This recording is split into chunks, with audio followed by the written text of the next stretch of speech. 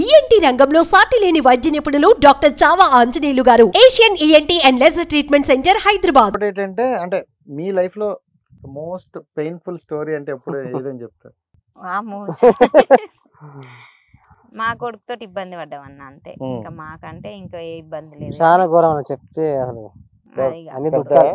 పెద్ద కొడుకు చిన్న ఆయన పెద్ద ఆయనతో ఏం ప్రాబ్లం లేకుండే. చిన్న చిన్న ఆయనతోటే ఉండే. పెద్ద ఆయనతోటి ఏం లేదు, మంచిగా ఉండే ఆయన. ఉమ్. ఆయన ఇప్పటికైనా ఆయనకి ఎక్కువ ఏది రాదు, ఉమ్.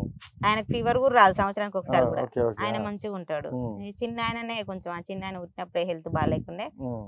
అప్పుడే కష్టాలు పడ్డాం. కానీ ఇక ఆ తర్వాత అంటే ఏం పడలే, ఇక ఆయనతోటి ఇబ్బంది ఉండే. అంటే యాక్చువల్ మీరు ఉన్నది కూడా బయట కదా, సో అంత ఏదైనా చిన్న కష్టం వచ్చినా ఎక్కువ లక్షల్లో అయిపోతాయి, వేలల్లో అయిపోతాయి అని ఒక టాక్ ఉంటుంది.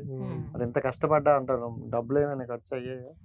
మాకు మస్తు డబ్బులు ఖర్చు పెట్టినాం.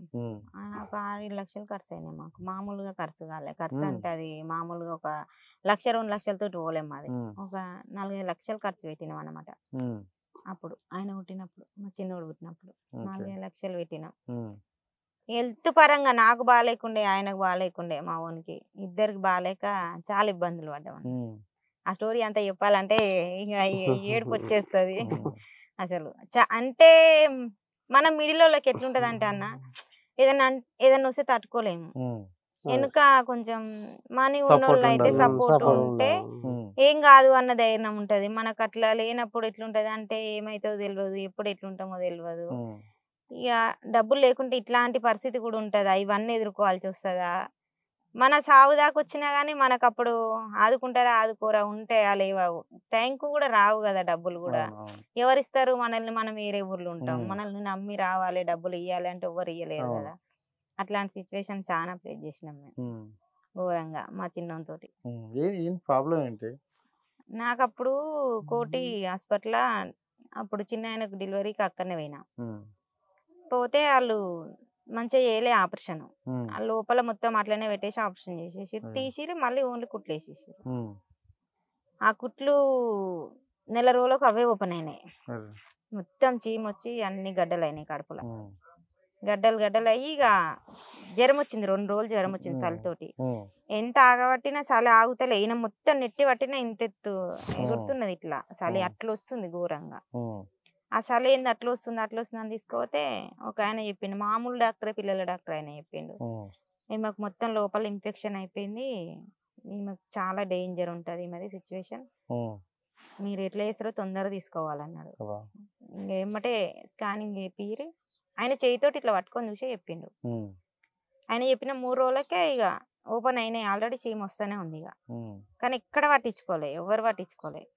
అది పోతూనే ఉంది. ఎక్కడ చేయించినా అక్కడనే తీసుకోవా అంటారు, ఎవ్వరు పట్టించుకుంటలేరు. ఇంకా ఒకటి నాకు లక్ష్మీ నరసింహ అనే హాస్పిటల్ ఉంటుంది హైదరాబాద్, సైదాబాద్ కాలనీలో. ఆమె దగ్గరికి వెళ్ళిన ఒక 2 రోజులు ఉంచుకుంది, కానీ మస్తు ఘోరంగా అవస్థ పెట్టింది. తగ్గట్లేదు అసలు, మస్తు ఎక్కువ అవుతుంది కానీ తగ్గట్లేదు. ఆమెకు ఎట్లనో ఇక మొత్తం మీద చేరాలేదో ఏందో తెలియదు, కానీ 30,000-35,000 బిల్లు చేసింది 2 డేస్కు. ఏం తక్కువ కాలేదు అసలు. ఇంకా మళ్ళీ తిడుతుంది, ఇట్లా చేసినావు నువ్వు, అట్లా చేసినావు, ఏం చేసినావు, ఎందుకు అయింది అని. ఇక వీళ్ళే ఇక అన్ని రిపోర్ట్లు తీసుకొని బయట తిరిగి ఆమె చెప్పింది, తీసుకోరు ఎక్కడన్నా, ఏమో ఎట్లుంటుందో తెలియదు, ఈమె హెల్త్ మొత్తం ఖరాబ్ అవుతుంది, లోపల మొత్తం చీమ బాకేసింది, అన్ని పేగుల పంటి మొత్తం గడ్డలైనాయి అని చెప్పేసింది ఆమె.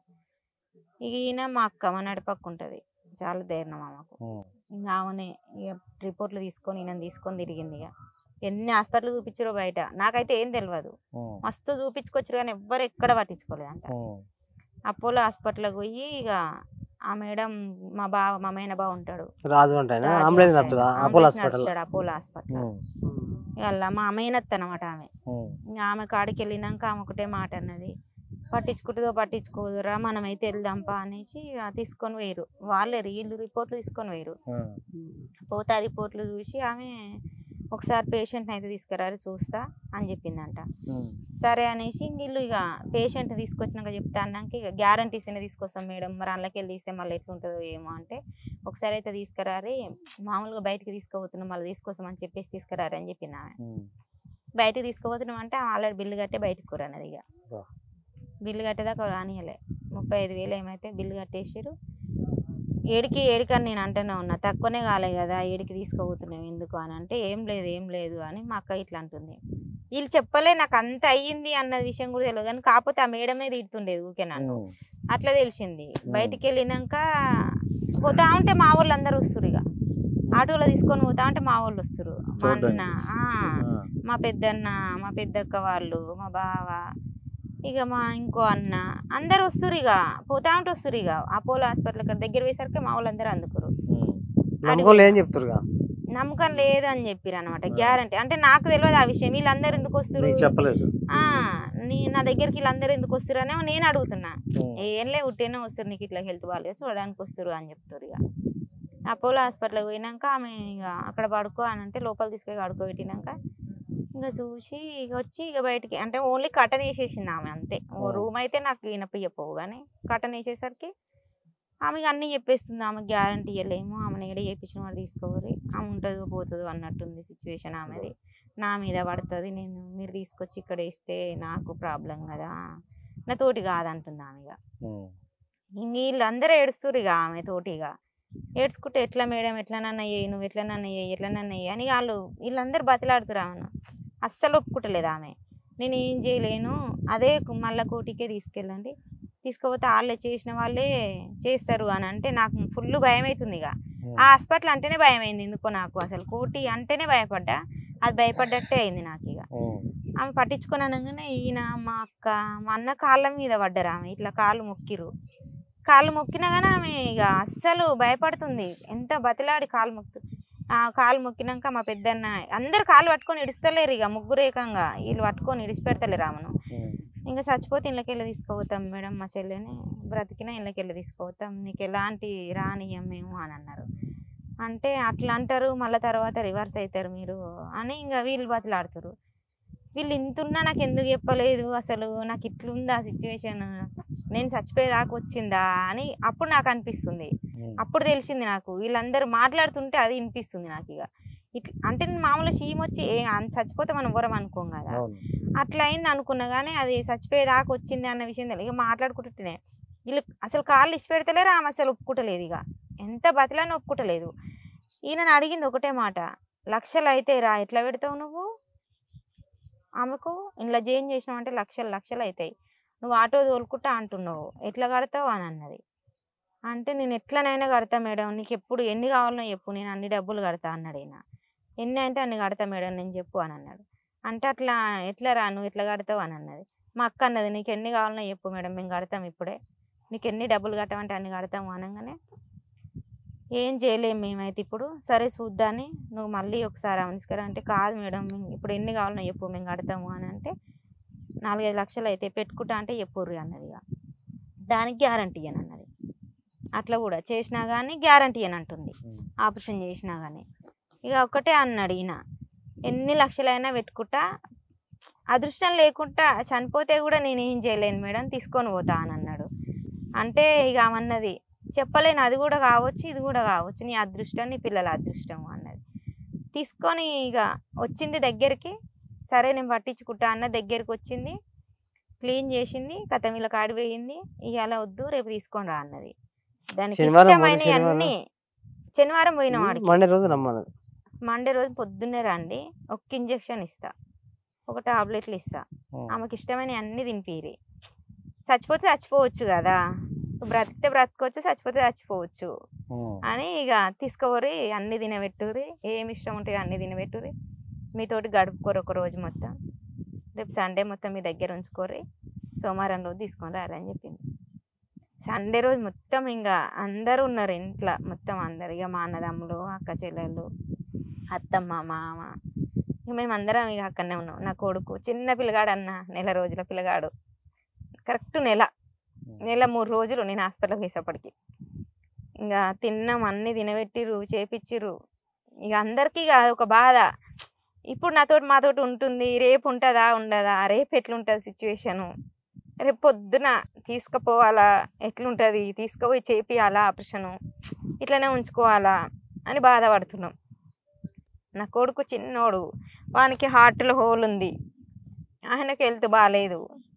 సోమవారం రోజు పొద్దున్నే 5 గంటలకు లేచినాం, సండే రోజు అన్నీ తిన్నా, నేను కూడా దేవుడు ఒక్కడు, నా పిల్లలు ఉన్నారు, నేనున్నా. నా పిల్లలు చూసేది ఉంటే చూస్తా, లేదు ఇంకా చచ్చిపోయేది ఉంటే చచ్చిపోతా, అనాథలు అవుతారు అనుకున్నాం. మస్తు ఏడ్చినాం నైట్గా. మా అన్న ఇట్లా అందరూ అదే అన్నారు, ఏం కాదు తీరా, ఏం చేస్తాం 3 రోజులు అన్నది, కానీ నీకేం కాదు. మా నడిపక్క అన్నది, మా అందరం మేము భయపడుతున్నాం కానీ నేనైతే భయపడతలేనే, నీ విషయంలో నువ్వైతే చచ్చిపోవు, నీకేం కాదు, నాకు తెలిసే మీరు అందరు బాధపడి దాన్ని బాధ పెట్టకుర్రి అని అన్నది. అంటే నేను అన్న, అక్క నా పిల్లల మీద నేను చదువుకొని బ్రతికించుకుంటా అనుకుంటే బ్రతకొచ్చు, లేదంటే చనిపోవచ్చు అని అదొకటే ఫిక్స్ అయినా.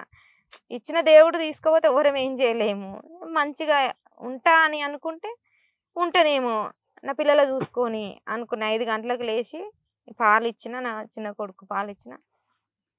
లాస్ట్ ఇక ముఖం చూస్తున్నా అనుకున్నా, మళ్ళీ వచ్చి వాడిని చూస్తానా చూడనా తెలియదు. ఇంకా పాలు ఇచ్చి పోయినా, తీసుకొని పోయారు అందరూ. చనిపోయే ముందే ఇక అందరు ఎట్లుంటుంది చూడాలి, చనిపోతుంది ఏమో చూడాలి అని వస్తారు చూసినాం, అట్లా వచ్చి నా దగ్గరికి అందరూ వచ్చి చూసిరు. అందరు ప్రతి ఒక్కరు, మా చుట్టాల కాంచి బావలు ఏరన్లు అందరూ. మా మా చిన్నాడు బిడ్డ అయితే వచ్చి ఏం చేయాలి, నేను ఆడికి డబ్బులు లేవు, డబ్బులు తీసుకొనే వస్తా, నేను డబ్బులు తీసుకొని రాను అని ఆమె పైసల కోసమే తిరిగింది ఊళ్ళే. పైసలు తీసుకొనే వచ్చింది ఆమె. ఏం కాదు, పైసలు ఉంటే ఎట్లైనా బ్రతికించుకోవచ్చు కదా. అప్పుడు నా గోల్డ్, మా అక్క గోల్డ్ అంతా బ్యాంకులో పెట్టేసి ఇక 2-3 లక్షలు తీసుకొని పోయినాం వాళ్ళకు. తీసుకొని పోయి ఇక అందరు వచ్చి చూసిరు. ఎట్లా అంటే చనిపోయే ముందు ఒక ఖైదీకి నీ కోరికలు ఏంటి అని అడుగుతారు చూసినావు అన్న. అందరు వచ్చి ఇట్లా చూస్తురు నన్ను బెడ్ మీద వండబెడితే, ఇంకా లోపలికి పోతున్నావా అని. ఎట్లా అంటే ఇక బయటికి ఎట్లా వస్తావు, నువ్వు వస్తావా అని చనిపోతావా అన్నట్టు చూస్తురు. ఇక నేను అదే అనుకున్నా, దేవుడా ఇట్లా అందరు ఇట్లా చూస్తురు, నా కొడుకు నా కాడ లేడు, ఇంటికాడ ఉండు వాడు. మా అత్తమ్మ దగ్గర వదిలేసి వచ్చినాం. ఏంది అసలు నా పరిస్థితి. మళ్ళీ మేడం ఒకటే మాట ఏమన్నదంటే, నువ్వు టెన్షన్ పెట్టుకొని బీపీ ఎక్కువ అయ్యి నీకేమన్నా అయింది అనుకో, అందులోనే చనిపోతావు నువ్వు. ఏ టెన్షన్ లేకుండా నీ కొడుకును మనసులో పెట్టుకొని, పిల్లల్ని ఇద్దరిని నీ మనసులో పెట్టుకున్నావు అనుకో, అప్పుడు నీకేం కాదు అని అన్నది. మా అక్క అన్నది, ఏం కాదు మేడం, దానికి ఏం కాదు, నేను ఉన్నగా ఏం కాదు, అందరు భయపడుతురు, నువ్వు కూడా భయపడుతున్నావు మేడం, కానీ నేను భయపడను, మా చెల్లెకి ఏం కాదు, నేను ఉంటా పక్కనే, నేను ఉంటా, మా చెల్లెకి ఏం కాదు. ఆమె అదే ధైర్యం మీద ఉంది. ఆమె అన్నది, నువ్వు ఏడువెక్కేపిచ్చి దాని లెక్క. మళ్ళీ ఒకరు ఏమన్నదంటే, సడల్న బేబీ నేను కూడా చెప్తున్నా నీకు, నువ్వు ధైర్యం చేడి నీకేమన్నా అయిందనుకో, నీ పిల్లలు అనాథలు అవుతారు, మేమైతే పట్టించుకోమని చెప్పేసింది ఒక్కటేసారి. ఎట్లా అంటే, మా చెల్లె చనిపోయింది, మాకెందుకు పిల్లలు అనుకుంటాం, నువ్వు ఉన్నావు అనుకో, నీకు బాగాలేకున్నా మేము చూసుకుంటాం వాళ్ళని. మా చెల్లె అయ్యో బాగాలేదు, మా చెల్లె పిల్లలు అని చూసుకుంటా, నువ్వు లేనప్పుడు వాళ్ళెందుకే, మాకు అవసరం లేదు కదా. అది అనగానే నాకు ఇంకెక్కువ భయం అయింది. ఎట్లా అంటే, నేను చనిపోతే మా వాళ్ళు కూడా చూడని అంటారు, మా పిల్లలు ఎట్లా అవుతారు అని ఇంకెక్కువ భయపడ్డా. ఇక అప్పుడు అనిపించింది, ఎప్పుడు భయపడొద్దు, బ్రతికితే బ్రతకొచ్చు, నేను టెన్షన్ పడితే కూడా చనిపోతానో ఏమో, ఏ టెన్షన్ పడకుండా వెళ్ళాలి, నేను లోపలికి మంచిగా పోయి మంచిగా రావాలి అనేసి ఇక అందరు చూస్తున్నా కానీ ధైర్యంగా ఇక ఏడుస్తూనే ఉన్నా కానీ లోపలికి ఇక అట్లనే వెళ్ళిన. ఇక మేడం అందులో పోయినా కూడా అదే చెప్పింది, నీ చేతులారా నువ్వు చనిపోవాలనుకుంటే అన్ని టెన్షన్లు పడు, టెన్షన్ పెట్టుకో, ఏడువు, బీపీ పెంచుకో, అందులో ఏమన్నా కావచ్చు నీకు, నాకేం కాదు, నా పిల్లలతో నేను ఉంటా మేడం అని అనుకుంటే ధైర్యంగా ఉండు, 5 నిమిషాలు టైం ఇస్తున్నా, నేను డ్రెస్ చేంజ్ చేసుకొని వస్తాను పోయింది. ఇక మా అక్క వచ్చింది, మా అక్క అట్లనే ఊక ఆమె అట్లనే అంటుంది, ఇక నువ్వు లేకుంటే మేము చూడం పిల్లల్ని, నువ్వు మూలకున్నా సరే మా చెల్లి ఉందని చూసుకుంటాం. అదే చెప్తుంది ఆమె. ఇక బీపీ పెట్టుకోకుండా ఉండడానికి అదొకటి. కానీ కచ్చగా ఉండేది, ఇప్పుడు కూడా అట్లనే ఉంటది అన్న, కచ్చగా ఉంటది ఆమె అనగానే ఇక నేనే అనుకున్నా, ఇక దేవుడు ఇచ్చిన దేవుడు తీసుకోపోతేనేమో పోతా, లేకుంటే లేదు. కానీ నేను కూడా నా చేతులారా నేను కూడా చేసుకున్నట్టు అవుతుందేమో, టెన్షన్ పడితే, నేను టెన్షన్ పెట్టుకోకుంటే నేను ఇంకా మంచిగా వస్తానో ఏమో. వీళ్ళందరూ హాస్పిటల్ మొత్తం నిండిరన్న, మా బల్గం అంతా వచ్చిర్రు తెలుసా, అందరు వచ్చిర్రు, చాలా మంది, మొత్తం హాస్పిటల్ మొత్తం కిర్రుమంటారు మా ఊళ్ళే. అట్లాంటి సిచ్యువేషన్ వచ్చింది కదా అని తీసుకొని పోయింది. 6:30-7 అయ్యింది నన్ను తీసుకొచ్చాడు పొద్దున. తీసుకొని పోయి వచ్చి చెప్పింది, చూసింది, నీకు నార్మల్గా ఉంది బీపీ, ఇట్లనే ఉండు, నువ్వు ఏ టెన్షన్ పడకు, నేను చేస్తా నీకు, నేను చేస్తా నీకు, నువ్వేం భయపడకు, నువ్వేం చచ్చిపోవు అని అన్నది మళ్ళీ వీళ్ళందరిని పిలుచుకొని సైన్లు పెట్టించుకుంది అన్న. మళ్ళీ పిలిపించుకుంది, ఒక 10-15 సార్లు పిలిపించుకొని పెట్టించుకుంది సైన్లు. చనిపోతే నన్ను ఎలాంటిది అనొద్దు, బ్రతికితే నేను 24 గంటలు గడిస్తే నేను గ్యారంటీ, లేకపోతే నేను గ్యారంటీ లేదని మస్తు సార్లు సైన్లు పెట్టిరు. వచ్చి మా అన్నలు, ఈయన, మా అక్క అందరు పెట్టిరు. అందరితో సైన్లు పెట్టించుకుంది. అంటే ఇక వాళ్ళ భయం వాళ్ళకు ఉంటుంది కదా. చేసింది. పొద్దున్న 7 గంటలకు తీసుకుపోతే 11 ఏమైందంట, 12-1 అయిందంట. బయటికి తీసుకొచ్చేటప్పటికి మస్తు షేప్ చేసారంట. మిషన్లతో చేసారు మొత్తం. ఓన్లీ దాంట్లో ఖర్చే ఇక 90 చిల్లర వచ్చింది. థియేటర్ ఖర్చే అందులోదే, ఓన్లీ ఆపరేషన్ థియేటర్ల ఖర్చే. అప్పటికప్పుడే ఇక అన్ని బిల్లులు కట్టించుకుంటున్నారు. అన్ని ఇక కట్టించుకొని ఇక ట్రీట్మెంట్ అయితే బాగా చేసారు. నైట్ పొద్దున్న 7 గంటలకు నాకు స్పృహ లేకుండా అయిందంటే నైట్ 11:30కు మేలుకొచ్చింది. మేలుకొచ్చి చూసేటప్పటికి ఇక్కడ ఒక ముసలాం ఉంది, ఇక్కడ ఒక చిన్న పిల్లగాడు ఉండే సర్జరీ అయ్యి. చూసేసరికి ఇట్లా కళ్ళు తెరిచినా ఇక వాళ్ళిద్దరు ఎవరు, నాకు ఇక భయం అవుతుంది. అంటే నాకు ఆపరేషన్ అయిందా కాలేదా అని నేను అనుకుంటున్నా. మా అక్క ఉండి కళ్ళు తెరిచినవి ఎందుకు, పడుకో, నీకు ఆపరేషన్ అయింది, అయిపోయింది, మంచిగా ఉన్నావు నువ్వు, ఏం కాదు, నీకేం కాదు, నువ్వు పడుకో అని అన్నది. పడుకో అనగానే అప్పుడు అనుకున్నా, అమ్మ నాకేం కాలే కదా, నేను మంచిగానే ఉన్నా అని.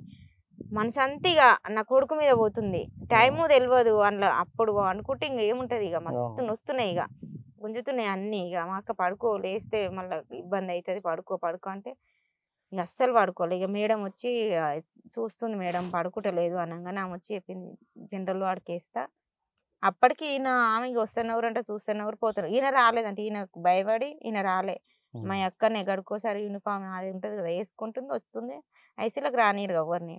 ఆ మొత్తం నా కాపులు ఆమెనే ఉంది. ఇక ఎవ్వరు రాలే, భయపడ్డారు, అందరు భయపడ్డారు, ఎవ్వరు రాలే. ఈయన కూడా రాలే, ఈయనను కూడా రానియలేదు ఎవరు. డాక్టర్లు చూపించిండు. డాక్టర్ ఏమన్నాడంటే ఈయనతోటి, నువ్వు అట్లా పేసి పెట్టుకొని పోతే ఆమె భయపడుతుంది, అట్లా పోదు, ధైర్యంగా ఉన్నోళ్ళే పోవాలి అన్నారంట. ఇక ఆమె ఒక్కతే ధైర్యంగా ఉంది, అందరు ఏడ్చుకుంటున్నా ఏరిరంట బయట. మా అత్తమ్మ అయితే ఏయించాలి ఏడ్చుకుంటూ వచ్చింది అన్న రోడ్డు మీదకి. అందరు వచ్చిరంట ఏమైంది అని. మా కోడలికి ఇట్లా ఉంది, ఎట్లుంటుందో తెలియదు అని ఏడ్చుకుంటూ వచ్చిందంట. ఆమె అసలు ఇక నా కొడుకుని ఎత్తుకొని ఇంటికన్నా ఉంది తెలుసా. ఆమె భయం, నేను ఎట్లా చూడాలి అని భయంతో. నైట్ ఇక 11:30 అవుతుంది, మేలుకి వచ్చి చూసేసరికి ఇక నా కొడుకు లేడనగానే ఈ జనరల్ వార్డుకి వేస్తా, నువ్వేం టెన్షన్ పడకని చెప్పి పోయింది. జనరల్ వార్డుకి వేసేటప్పటికి రూమ్ కాడ మొత్తం లైన్ కట్టిరు మా వాళ్ళు అందరు. ఇక వస్తుంది తీసుకొస్తున్నాం అంటే ఇక ప్రాణం పోయి ప్రాణం వచ్చింది. అందరు ఇట్లా చూస్తారు ఇక నన్ను, నీకేం కాదు, అందరు ఇక ఏం కాదు అని. పోతేప్పుడు అందరు ఏడ్చిర్రు, వచ్చేటప్పుడు అందరు ఇక ఏం కాదురా, నీకేం కాదురా, మంచిగా ఉన్నావు అన్నట్టు. నోట్లో పైపు పెట్టిరు, ముక్కులో పైపు పెట్టిరు, అన్ని పైపులే పెట్టిరు. కడుపుకు మొత్తం హోల్స్ పెట్టి పైపులే ఉన్నాయి. మొత్తం చేతులు కాళ్ళు కట్టిరు, దానికి తీసుకుపోయారు. తీసుకొని పోగానే ఇక నా కొడుకు కావాలని అంటే మాట్లాడొస్తలేదు. ఏడ్చుంటే మా అక్క వచ్చి ఎందుకు ఏడ్చినావు అంటే ఇక మాట్లాడొస్తలేదు, నోట్లో పైపు ఉంది. మేడం ఉండి ఏం కావాలంటే ఈ చిన్నోడు కావాలని అంటే, మా అక్క అన్నది చిన్నోడు కావాలని అంటే అనగానే అక్క తీసుకుపోయింది. ఈ అక్క చిన్నపిల్లగాడు మా అక్కకు, మా ఆర్య మా కొడుకు ఇద్దరు ఒకతోటి 2-3 నెలల తేడోళ్ళు. నేను పాలిచ్చి చేస్తా అని తీసుకుపోయింది. ఆమె ఎట్లా చేస్తుంది ఇప్పుడు చూసుకోలేదు కదా, చేస్తుంది అని తీసుకొని పోతుందంట. అప్పుడే ఇంకా ఏడిస్తే అక్క తీసుకుపోయింది అంటే, నేను పాలిస్తా, నాకు కావాలి, నేను చూస్తా అని ఏడుస్తుంటే మళ్ళీ ఫోన్ చేస్తే ఆమె తీసుకొని వచ్చింది. మళ్ళీ కార్లో సగం దూరం వెయ్యి తీసుకొని మళ్ళీ ఇక మేడం అన్నది, నువ్వు పాలు ఇయ్యలేవు, ఆమె ఇచ్చి చూసుకుంటా అన్నదిగా, పొద్దున్నుంచి చూసుకుందిగా, మళ్ళీ చూసుకుంటుందంట, నువ్వు అట్లా ఏడవకు, ఏం కాదు వాళ్ళు చూసుకుంటారు అంటే, వద్దు మేడం నేను నా కొడుకుని చూసుకుంటా అని అంటే. వాడు ఎంత ఉండే తెలుసా అన్న, లడ్డుగా పుట్టిండు, 4 కిలోలు, తెల్లగా ఇంత లావు ఉండే అసలు, చేతులు కాళ్ళు. ఆ మేడం ఊకే మురిచేది వాడిని చూసి. అనగా తీసుకొస్తే పాలు ఇయ్యరాదు అని అన్నది ఆమె. నీకు పాలు ఇయ్యరాదు ఏమలత, నువ్వు ఇయ్యలేవు, నువ్వు అట్లా జిజ్జి వేయకు, నీకు ఇయ్యరాదంటే, నేను ఎట్లా నన్ను వేసి పాలిస్తాను మేడం, కానీ నా కొడుకు నాకు కావాలి, నేనే పాలిస్తాను అంటే ఆమె ఇంకా పిలిపిరి. మరి ఆమె అంత జిజ్జి చేస్తుంది కానీ అంటే, ఆమె నువ్వు జిజ్జి చేస్తున్నావు, పాలు ఇయ్యగలుగుతావు, వచ్చినాక ఎట్లా ఇస్తావు, వాడు ఏడుస్తాడు అంటే ఏం కాదు ఇస్తానన్న. తీసుకొచ్చింది. ఇక మళ్ళీ కార్లో తీసుకొని పోయిన వాళ్ళల్లో మళ్ళీ తీసుకొని వచ్చింది, సగాన్ని పోయిన వాళ్ళు మళ్ళీ తీసుకొని వచ్చింది. అట్లనే అట్లా ఆ పైపులు అన్నీ కట్టేసి ఉన్నా కానీ పాలిచ్చినాను నా కొడుకు. అట్లనే అంటే ఆయనకు హోలు ఉంది కదా గుండెలా, ఎట్లా నా కొడుకు ఎట్లా పాలు చీకుతాడో ఈకడో మా అక్క కాడ చీకకుంటే ఏడుస్తాడో ఏమో, ఏడుస్తే కూడా మళ్ళీ గాలి ఇక్కడంగా పోతుంది, ఆయనకి బాధ ఏమన్నా అయ్యే అవకాశం ఉందని చెప్పారు డాక్టర్లు. అట్లా ఏడుస్తాడో ఏమో అని బాధ, అట్లా అని నేను తట్టుకోలేకపోయినా. నా గురించి నేను ఆలోచించలే, ఆయనకి ఎట్లా మళ్ళీ ఎట్లా ఏమన్నా అవుతుందేమో అని బాధతోటి పిలిపించుకున్నా. ఇక అట్లనే బొర్రి ఇక పాలిచ్చినానికి. పాలిస్తే మేడం అన్నది, ఇంత మొండిదాని వాణి నువ్వు, అందుకే నీకు మొండిగా ఆవుషి పోసినట్టుంది దేవుడు అని అన్నది. అంత మొండి, ఇట్లా చేతులు కాళ్ళు ఇట్లా కట్టే ఉన్నాయి, ఏ మాత్రం ఇట్లా కదల రాకుండా కొంచెం లూజ్ చేసింది చేతులకు. అట్లా ఇట్లా బొర్రిన అన్ని ఇట్లా పైపులు పెట్టిన, మొత్తం హోల్స్ అన్ని హోల్సే ఉంటాయి నాకు. అట్లా పెట్టిన అన్ని పైపులలో కూడా అట్లా బొర్రి వానికి పాలిచ్చిన నేను. పాలిచ్చి ఇక మా అక్క ఇక ఉండనిది, ఇక ఇస్తుంది పాలిస్తా అంటుంది. అంటే అప్పుడు ఆయన చిన్న ఆయన ఉండొద్దంటే వాళ్ళు తీసుకొని వెళ్ళి. మేడం అయితే అన్న చాలా చనిపోయి పుట్టినా నేను, అసలు చనిపోయి పుట్టినా నేను. అనుకొని అందరు చూసిరు నన్ను వచ్చి, ఇక లాస్ట్ సూపు అన్నట్టే చూసిరు వచ్చి. ఎట్లా అంటే ఇక ఇంకా బ్రతకదు అనుకురు అందరు, ఇక బ్రతకదు అనేసి చూసి. అంటే నేను బ్రతకడానికి రీజన్ ఆమె డాక్టర్ అమ్మ, ఆమెనే మంచిది అసలు. ఆమె కోటేశ్వరి మేడం ఇప్పుడు అపోలో నుంచి వెళ్ళి రెయిన్బో చేస్తుంది, కానీ చాలా మంచిది. అన్ని లక్షలు అయినా కానీ ఆమె కరెక్ట్ గా పెట్టిస్తే మాతో ఇంకెక్కువ డబ్బులు అవు. మస్తు ట్రీట్మెంట్ చేసింది ఆమె నాకు. ఎట్లా అంటే ఏ రకంగా అంటే అట్లా హెల్ప్ అంటే ఆమెకు తోచింది. మనం ఏమనుకుంటాం, మనకు తోచిన సాయం మనం చేయాలనుకుంటాం, కానీ ఆమె అట్లా కాదు. అందరు కంప్లీట్లు ఇచ్చిరు ఆమె మీద, నువ్వు ఎందుకు చేస్తున్నావు అట్లా. నేను 5 రోజులకే నడుచుకుంటూ వచ్చిన, అందులోకెళ్ళి హాస్పిటల్ నుంచి 5 రోజులకే నడుచుకుంటూ వచ్చిన. ఆపరేషన్ చేసి అన్ని చేసినా కానీ 5 రోజులకు మంచిగా వచ్చినాక నేను సంవత్సరం చేయించుకున్న ట్రీట్మెంట్. డైలీ పోయేది, ఒక్క రోజు పోవాలి. పోతే 5,000 ఇక్కడ కుట్లు వేయలే మొత్తం, ఇంత పెద్దగా మొత్తం ఓపెన్, కుట్లేసి ఉండట్లే, చీకిపోయినట్టు అయి తెగిపోతున్నాయి అనేసి మొత్తం ఇట్లా మందులతోటి మానిపించేసింది ఆమె. కుట్లు వేయకుండా సంవత్సరం పడట్లేదు, చీకిపోయినట్టు అయి చెలేరా కుట్లు పడట్లేదు. ఆమె అట్లనే మానిపించేసింది. అట్లా పోతే 5,000 అవుతాయి రెగ్యులర్ గా, రోజు మనిషి రోజు పోతే 5,000 అవుతాయి. ఆమె అస్సలు అట్లా తీసుకోలే. అట్లా వచ్చి అక్కడ కూర్చున్న దగ్గర, నువ్వు ఎదురుగా కూర్చొని ఆ రూమ్కు, నేను చూస్తా, నేను ఆ రూమ్లోకి వెళ్తా, నువ్వు అప్పుడు 9 కలరా అని ఇట్లా వస్తారు కదా మేడాల కాడికి వస్తారు. ఇది హైట్మెంట్ బాగుంటది మేడం అని ఒక కంపెనీ నుంచి వస్తారు కదా, వాళ్ళకి ఇచ్చిపోతారు కదా, మొత్తం నాకు యూజ్ చేసింది ఆమె. అవన్నీ నేను కొనుక్కొచ్చుకోలే, ఒక్క పైసా పెట్టి కూడా. ఒక వారం రోజులకు ఒకసారి రాసేది, 5,000 అయ్యేది, 5,000 6,000 అయ్యేది అంతే. కానీ అన్నీ ఆమెనే ఇచ్చేది, మందులు ఇచ్చేది, మొత్తం లోపల టెస్టింగ్ మొత్తం ఆమెనే చేసేది. అట్లా ఆమె మీద కంప్లైంట్ ఇచ్చిర్రు అందరూ. ఈ మేడం ఇట్లా చేస్తుంది, ఇట్లా వచ్చినది ఒక ఆమె హేమలత అని వస్తే ఆమెకి ఇట్లా చేస్తుంది మేడం అని మీటింగ్ పెట్టి అడిగిరంట. అడిగితే ఒకటే అన్నదంట, అందరం కష్టం, ఇప్పుడు డబ్బు ఉన్న వాళ్ళ కాడ డబ్బు తీసుకుంటున్నాం మనం, తన కాడ డబ్బులు తీసుకోకుండా ఏమైతుంది, ఆటో తోలుకుంటాడు దాని మగడు, ఇప్పటికే బొచ్చడి పైసలు పెట్టిరు. పాపం వాళ్ళకు కూడా తినడానికి ఉండాలి, హెల్త్ బాగాలేదు, పండ్లు అవన్నీ పెట్టాలి, దాన్ని బాగా వేసుకోవాలంటే ఆటో తోలుకుంటాడు, ఏడంగా తెచ్చిస్తాడు. మనం ఒక్కరికి హాస్పిటల్ పేరు మీద ఒక్కరికి హెల్ప్ చేస్తే ఏమవుతుంది అని మాట్లాడిందంట ఆ మేడం. తెల్లారి నేను పోయినాక అన్నది, నీ గురించి నాకు కంప్లైంట్ వచ్చిందే ఈరోజు మీటింగ్లో, మొత్తం నన్ను ఇట్లా అన్నారు అని అన్నది. మా అక్క ఎమ్మటే కాళ్ళ మీద వాడు మస్తు ఏడ్చింది. నువ్వు లేకుంటే మా చెల్లె బ్రతకదు మేడం, బ్రతకకపోవు, నీ మీద అట్లా కంప్లైంట్ ఇచ్చినా కానీ నువ్వు సర్దిద్దుకొని మళ్ళీ నువ్వు చేస్తున్నావు అంటే ఎవరు చెయ్యరు కదా అట్లా. ఆమె రివర్స్ మాట్లాడడం అది గ్రేట్ కదా. అట్లా మన గురించి ఎవరు ఎందుకు ఆలోచిస్తారు, ఆలోచించరు కదా. మస్తు మా అక్క ఇక మస్తు ఏడ్చింది, ఆమె కాళ్ళు పట్టుకొని, ఇక ఈయన కూడా చేతులు పట్టుకొని మొక్కిండి, ఇట్లా మేడం నువ్వు లేకుంటే మేము ఈ రోజులలో లేము, నువ్వు ఇట్లా చేస్తున్నావు మాకు సాయం, మళ్ళీ నీ మీద కంప్లైంట్ వచ్చింది అంటున్నారు. చూడడానికి చాలా ధైర్యంగా ఉంటాడు కానీ మరి చాలా బాధపడ్డామన్నా మేము, చాలా అంటే మామూలుగా వాళ్ళే మస్తు పెట్టుకున్నాం. ఆ మేడం కరెక్ట్ గా మాకు చేసింది కాబట్టి ఇంకా కొంచెం బెటర్, గానీ ఆమె చేయకుంటే ఇంకా లక్షలు అప్పవు మాకు.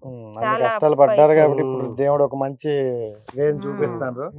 సో కష్టపడ్డ వాళ్ళకి ఎప్పుడు మంచి రోజులు ఉంటాయి, ఖచ్చితంగా ఉంటాయి అన్న. మనం కష్టపడితే ఏదైనా ఉంటది, కానీ మనకు అట్లే హెల్ప్ చేసేటోళ్ళు కూడా ఉండాలి కదా. ఎవరు ఉంటారు ఈ రోజులలో హెల్ప్ అంటే ఎట్లుంటది అంటే చెయ్యరు ఎవరు మనల్ని. వాళ్ళకేంది మనకుంటే మనమే తినాలి, హేమలత గారు అంటే ఏదో వీడియోలో అనుకోరు కానీ ఇంత స్టోరీ ఉంటుందని ఎక్స్పెక్ట్ చేయలేదు. మేము కూడా అన్ని బాధలు పడ్డాం అన్న, అన్ని కష్టాలు పడ్డాం. మాకు కూడా మేము ఎట్లా లక్షలు అప్పులు చేసుకొని కూడా కష్టం చేసుకొని బ్రతుకుతున్నాం. ఇప్పుడు మేము కష్టం చేసుకొని తీర్పుకుంటున్నాము. ఏం కాదు, మీకు మంచి రోజులు వచ్చాయి. ఇప్పుడు నలుగురిలో ఒక మంచి పేరు వచ్చింది, డబ్బులు కూడా అలాగే వస్తాయి. సో ఇలాగే చేస్తూ ఉండండి, మనం మళ్ళీ మళ్ళీ కలుద్దాం. Thank you so much. నాకైతే ఒక మంచి బ్యూటిఫుల్ ఇంటర్వ్యూ అయితే ఇచ్చారు. నేను చక్కగా నవ్విద్దాం అనుకోరు, మీరు నన్ను ఏడిపించారు. అంటే ఉంటాయి అన్న ప్రాబ్లమ్స్ అన్ని ఇళ్ళల్లో ఉంటాయి, ఖచ్చితంగా ఉంటాయి. ఎందుకుంటే ఎంత ఉన్నోళ్ళు ఇళ్ళనైనా వచ్చే రోగానికి ఎవ్వరం ఏం చేయలేము కదా, మన హెల్త్ పరంగా వచ్చిన దానికి ఎవ్వరం ఏం చేయలేము. So right.